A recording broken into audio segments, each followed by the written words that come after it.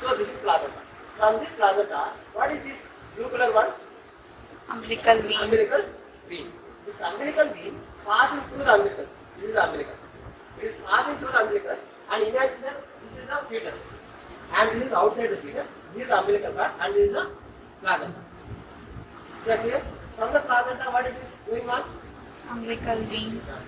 So this umbilical vein is passing through the umbilical part and through the umbilicus, and it reaches to the liver.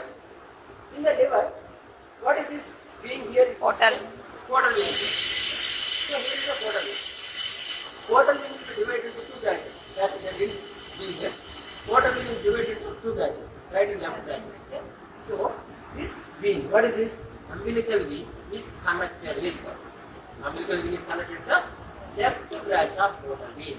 Left branch of portal vein. More amount of oxygenated blood will be going to the liver only. Because of that only, liver grows more than the other organs. Because of that only, when it is growing more, it is pushing the abdominal contents also out through the umbilicus. That is actually physiological hernia. So why it is more developing? Because of two reasons mainly. One reason is liver is the hemopoietic organ during the fetal life. The second reason is it is getting more oxygenated blood. Why? From the placenta, oxygenated blood is coming through the umbilical vein and directly entering into the liver. So it is getting more oxygenated blood. Because of these two reasons, liver grows more than the other organs during the fetal life. So now it enters into the left branch of portal vein. After left branch of portal vein, it enters into the communication between the left branch of portal vein. They have been mentioned there. Here we can see this. There is a portal vein. Okay. Umbilical vein will be opening a vein, and here there is a cross communication between the left branch of portal vein and inferior vena cava. See this. They didn't mention the name. This is what we call ductus venosum. This is what we call ductus venosum. Okay. So ductus venosum is cross communication between the left branch of portal vein and inferior vena cava. Now through this, blood is entering into the heart. Which chamber of heart? Right. Right atrium. Okay. It enters into the right atrium. Now, usually what will happen in the normal circulation, when the blood enters into the right atrium, it enters into the right ventricle. But here, there is a cross communication. There is a one opening in between the right atrium and left atrium. Here, what is the foramen? Actually, the septum primum, septum secundum. Okay. In between that, there is a oblique communication is there. That is what we call foramen ovale. So through that foramen ovale, blood enters into the which atrium? Left atrium. It enters into the left atrium. Okay. From the left atrium, blood enters into left ventricle. It enters into the left ventricle. Now, when the heart pumps, this blood enters into the aorta. Now, aortic branches are three are there. What are these? Brachiocephalic trunk. Okay. And what is this? Left common carotid. That is the left side. These three branches are getting more oxygenated blood. After that, how it will be mixed? See here. From the superior vena cava, deoxygenated blood is coming from the head and neck. That enters into the right atrium. That will be entering into the right ventricle also. When heart contracts, from the right ventricle, blood is going to which artery? Pulmonary trunk. So it is entering the pulmonary trunk. Now it reaches to the lungs. But the lung takes only little amount of blood for its nutrition. Why? Lungs are not working now. So again, this blood will be. So here they didn't keep cross communication. There will be communication between the aorta and the left pulmonary artery. Actually, left pulmonary artery and the aorta, there is communication. That is what we call ductus arteriosum. That is what we call ductus arteriosum. That means what? Proximal to the ductus arteriosum. It is purely oxygenated blood. After the ductus arteriosum, it is mixed. Why? This deoxygenated blood is mixing here. Because of that only, if you observe very newborn baby, upper limbs and head developed more and the lower part is very thin. It is not developed much. Have you observed any time? From now you observe the newborn baby, head and upper limbs grows more than the lower part of the body. Why?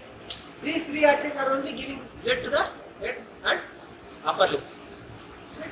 Now from here it is mixed blood only. this mixed blood will be coming through the aorta and keep on supplying to the other parts of the body. When it reaches to here, what is this? Aorta bifurcation. It's the right and left common carotid. This right and left common carotid divides into External. internal and external. Now, this internal is giving, that means internal iliac artery is giving branches. One from right side, one from the left side. One from the right side and one from the left side. So, these are what we call umbilical arteries. These are the umbilical arteries. Through these umbilical arteries, this when it reaches here, it becomes almost deoxygenated.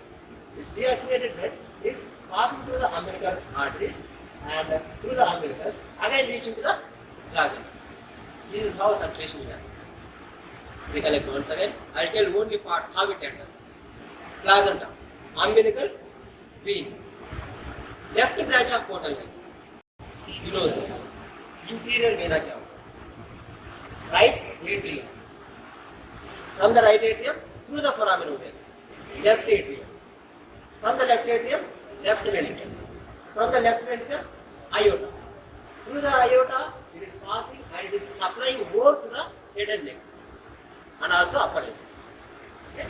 After ductus arteriosus, it is mixed. Okay. Now, that mixed blood only is supplying to the lower part of the body.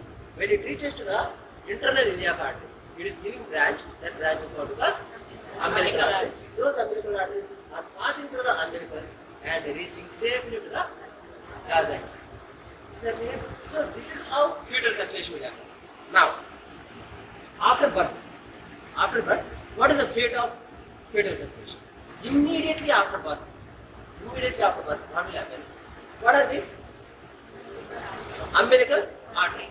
That means from the fetus, blood is coming. Is it? Immediately after birth, these arteries, they start constricted. These arteries, they become constricted first. Okay? And also, endothelium which is present here, no? Those endothelial cells will be proliferated and completely blocks.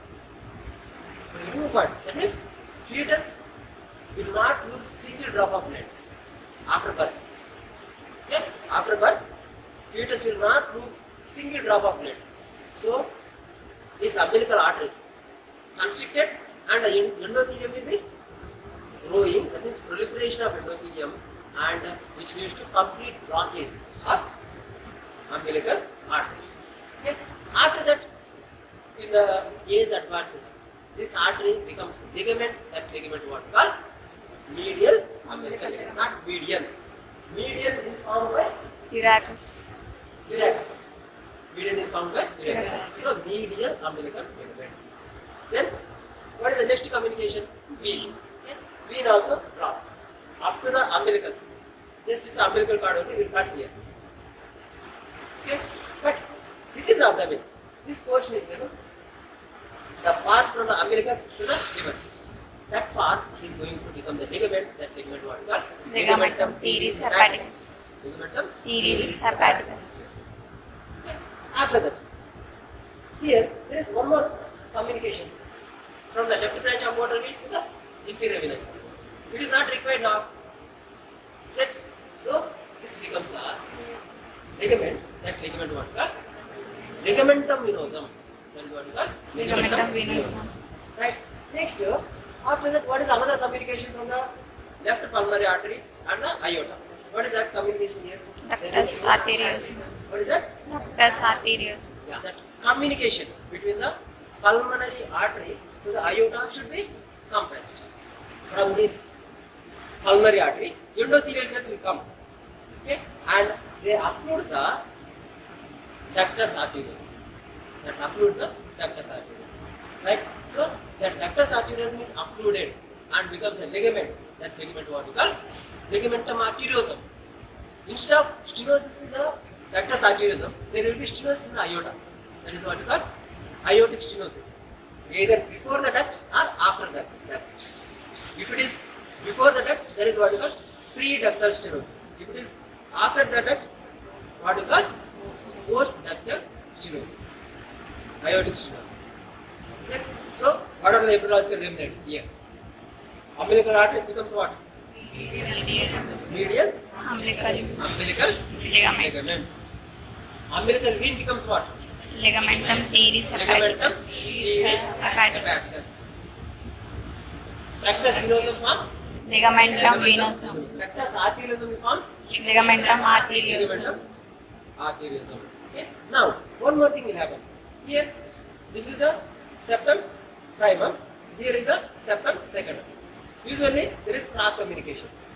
But when the lungs start functioning, from the lungs, blood is coming and reaching to the left atrium. So, now the left atrial pressure becoming more. See? Because of that, this flap will attaches to the septum secundum. Is it okay? Now it fuses. So that this side what you are seeing, that is what you call fossa ovalis. And the margins are there. This margins what you are calling limbus fossa ovalis. That is found in the septum secundum. Is it? In some individuals, there is no closure of foramen ovale. That is what we call patent foramen ovale. In some individuals, there will be gap, but it is anatomically only. Anatomically, there is a gap, but physiologically, there is no passes of blood from the right to left. But if you keep one probe will be reaching from the right atrium to the left atrium. Okay? That is what we call probe patency of foramen ovale. Probe patency of Foramen ovale. Is that okay? So this is about the fetal circulation.